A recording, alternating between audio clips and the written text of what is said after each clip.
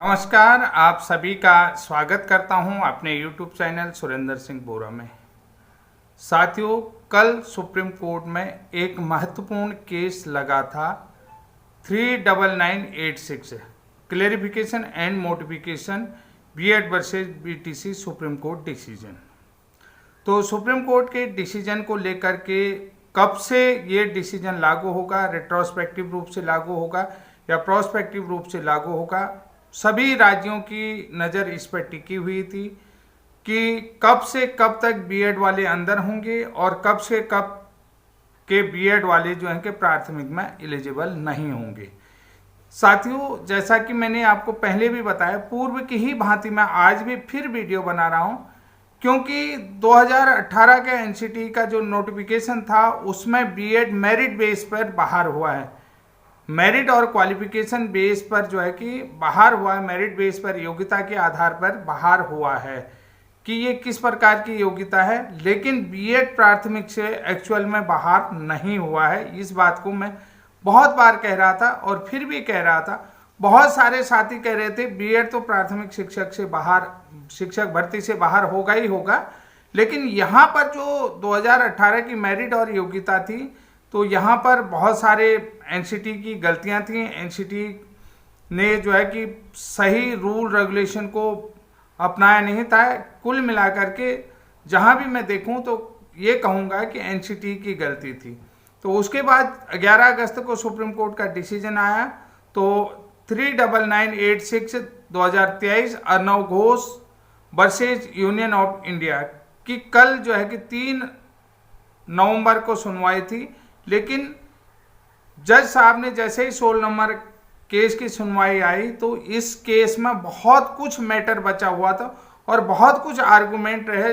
Justice Aniruddha Bose और justice बेला त्रिवेदी को मालूम था कि यहाँ पर देखिए, पहले भी कोर्ट में सुनवाई हुई थी कि यहाँ पर ये कहने को लग रहा था कि अगर आप कह रहे हो, डीएलएड वाले कह रहे हैं कि आप कह रहे हो कि जो लोग नौकरी कर रहे हैं आपके कहने पर हम नौकरी से उनको बाहर कर दें, ऐसा नहीं हो सकता। ये नहीं कि बहुत जगह पर इस तरीके की बात डीएलएड की तरफ से आ रही थी, तो तब इस केस को सुनना बहुत जरूरी हो गया था। कि कुल मिलाकर के मैं ये कहना चाहूंगा कि जो केस है वो बहुत इंपॉर्टेंट केस हो गया है। बहुत सारी जगह जो है कि एनसीटी के गजट 2018 के आधार पर जो है कि नियुक्तियां हुई हैं, और नियुक्तियों का आधार क्या है ये सभी कुछ जस्टिस की समझ में आ चुका है। और चाहे वो केबीएस का मैटर हो, चाहे वो सेंट्रल स्कूल का मैटर हो, चाहे स्टेट का मैटर हो, बहुत सारी जगह पर बीएड वाले एनसीटी के नोटिफिकेशन 2018 के आधार पर भर्ती हो चुके हैं। तो इसको लेकर के आप बहुत सारे राज्यों में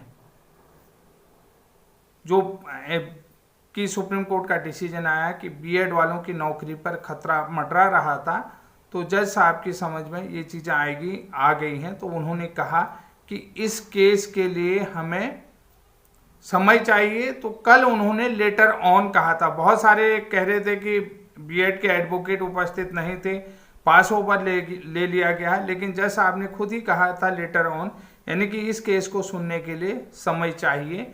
लेटर ऑन या बाद में सुना जाए। तो कल वीडियो मैंने इसलिए नहीं बनाया, मैंने सोचा कि लंच के बाद इस केस को सुना जाएगा, लेकिन लंच के बाद भी इस केस को नहीं सुना गया।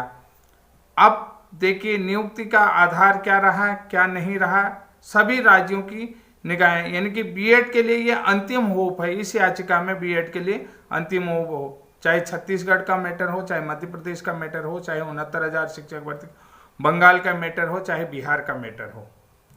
तो यहाँ पर हम इस चीज़ को समझते हैं कि जो डीएलएड वाले कह रहे हैं कि इन लोगों को नौकरी से निकाल दो और हमको रखो, तो अब यहाँ पर ये केस बहुत ज़रूरी हो जाता है कि हर पॉइंट टू पॉइंट को समझना भी ज़रूरी हो जाता है। इसके अलावा आपने देखा होगा आज तक जितने भी जजेस थे, देखिए पूरा कंसर्न मैं आपको बता देता हूँ, आज तक जहाँ जहाँ बीएड वालों की याचिका लगी थी, या तो वो जो है कि वो कहते थे कि डिस्पोज कर दे रहे थे किसी भी याचिका को, या जो है कि उसको कहते थे कि आप विड्रॉ कर लो।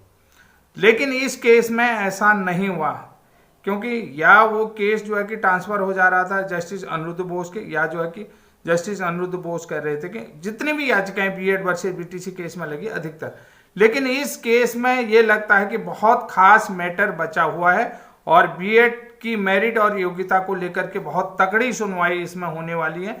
कल मैं कह रहा था तो उन्होंने कहा कि बहुत सारे लोग कमेंट कर रहे थे 4 घंटे सुनवाई हुई, 5 घंटे सुनवाई हुई बोरा जी। फिर मैंने उनको बताया कि ये लेटर ऑन केस लिखा हुआ है, इसमें लेटर ऑन है, तो इसलिए जो है कि इसमें सुनवाई होगी और बहुत तगड़ी बहस होगी। क्योंकि जैसा कि आपने पहले से, मैं उन लोगों को भी कह रहा हूं कि जो कटाक्ष कर रहे थे कि हम पहले भी कहते हैं कि हमारा डीएलएड वालों से लड़ाई नहीं है, एनसीटी की पॉलिसी के खिलाफ हमारी लड़ाई है, एमएचआरडी की पॉलिसी के खिलाफ लड़ाई है। आप लोगों से हमारा कोई, क्योंकि अगर जहां भी बीएड डीएलएड नियुक्त हो जाएंगे तो एक ही साथ नौकरी करना है, आप लोगों से हमारा किसी भी प्रकार का गिला शिकवा नहीं है। लेकिन जहां पर बात आती है ना कि एक तरफा या एक पक्ष की बात कही जाए तो उसको एक पक्ष नहीं, आप ये भी देख सकते हैं कि उनके साथ भी कहीं न कहीं अन्याय हो रहा है। तो कुल मिलाकर के मैंने इस चीज का यही कहा कि मेरिट बेस पर बीएड जो है कि एनसीटी के गजट 2018 के बाद बाहर हुआ, लेकिन बीएड अभी भी प्राथमिक शिक्षक भर्ती से बाहर नहीं हुआ है। इस बात को सीटेट एग्जाम नोटिफिकेशन 2024 ने भी प्रूव कर दिया है, क्योंकि उन्होंने, जबकि सुप्रीम कोर्ट का डिसीजन 11 अगस्त को आ गया था, अभी देख लो नवंबर लग गया है, नवंबर में कल नोटिफिकेशन आया है सीटेट का, तो उन्होंने पुरानी चीजें नहीं हटा रखी हैं। ये चीज देख लीजिएगा कि पुनः जो है कि एनसीटी इस बात को जानती है, सीबीएसई इस बात को जानती है कि एनसीटी ने पहले भी जो है कि ब्रिज कोर्स करा रखा है, और ब्रिज कोर्स वाले जो 1,08,000 लगभग देश में कैंडिडेट हैं, वो कैंडिडेट इसमें एलिजिबिलिटी रखते हैं। और इसमें जो है कि पूरी तरीके से एनसीटी के नोटिफिकेशन के आधार पर और जो आईटी एक्ट में संशोधन किया गया उसके आधार पर एमएचआरडी के दिशा निर्देशन में काम करते हुए एनसीटी द्वारा ये कोर्स करवाया गया है। तो सीबीएसई सीटेट जनवरी 2024 के एग्जाम नोटिफिकेशन को आपने देख लिया होगा।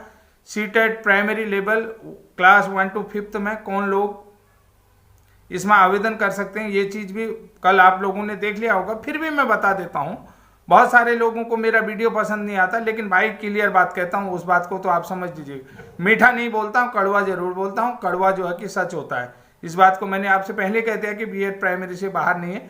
न्यू एजुकेशन पॉलिसी को बड़े ध्यान से पढ़ लीजिएगा, उसमें 1 वर्षीय बीएड भी है, 2 वर्षीय बीएड भी है और 4 वर्षीय आईटीईपी प्रोग्राम भी है। इसके अलावा बीएलएड भी 4 वर्षीय है, क्योंकि आगे एनसीटी ने यह भी कह दिया कि हम शिक्षक प्रशिक्षण के लिए केवल एक ही प्रोग्राम को लागू करेंगे। ये बहुत महत्वपूर्ण जानकारी थी और इसी जानकारी के आधार पर कल एनसीटी के सीटेट के नोटिफिकेशन नंबर 5 पे कम से कम 50% अंकों के साथ बैचलर डिग्री, स्नातक उत्तीर्ण या बीएड अंतिम वर्ष में, यानी कि बैचलर ऑफ एजुकेशन का अंतिम वर्ष का जो छात्र है जिसने एनसीटी से मान्यता प्राप्त संस्थान से बीएड की योग्यता प्राप्त की हो, जिनको कक्षा 1 से 5 तक शिक्षक के रूप में पढ़ाने के लिए नियुक्ति पर जो है कि विचार किया जाएगा।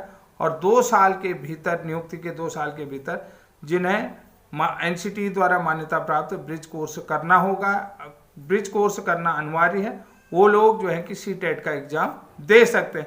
यानी कि बहुत क्लियर कह दिया है इसमें बात है कि जो लोग स्नातक उत्तीर्ण है, यानी कि स्नातक है, ग्रेजुएट है, वो लोग भी भर सकते हैं। और जो लोग, या लिखा है, देखिए अभी मैं बता रहा हूं, या जो बैचलर डिग्री, यानी कि जो लोग स्नातक हैं केवल, और बीएड की तो बात ही नहीं है, या अंतिम वर्ष, यानी कि 50% की बात हो रही है यहां पर, समझ लीजिएगा। जो लोग स्नातक उत्तीर्ण है या बैचलर ऑफ एजुकेशन बीएड अंतिम वर्ष के छात्र हैं, वो लोग भी इसको भर सकते हैं।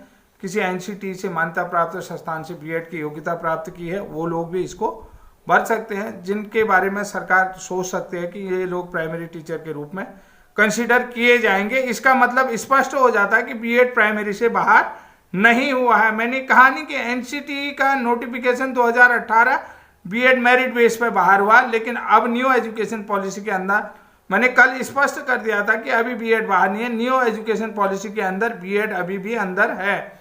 इसके अलावा देखिए, post graduation with minimum 55% marks 55% के साथ post graduate BEd MEd candidate भी इसको भर सकता है। उसके अलावा आईटीईपी 3rd ईयर के जो स्टूडेंट है, इनके इंटीग्रेटेड एजुकेशन प्रोग्राम, जो integrated teacher education programme ITEP, integrated teacher education programme के 3rd ईयर में जो बच्चे पढ़ रहे हैं वो लोग भी इस सीटेट फर्स्ट का पेपर या आवेदन सीटेट फर्स्ट के लिए आवेदन कर सकते हैं। ये महत्वपूर्ण जानकारी है।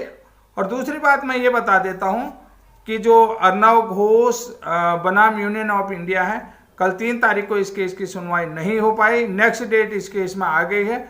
ये जो है कंप्यूटर जनरेट है 28/11/2023 को, यानी कि 28 नवंबर को इस केस में अब अगली सुनवाई होगी जो कंप्यूटर जनरेट है। तो हो सकता है डेट आगे पीछे भी हो, लेकिन 28 तारीख की डेट इसमें आ गई है। तब तक के लिए जय हिंद, जय उत्तराखंड।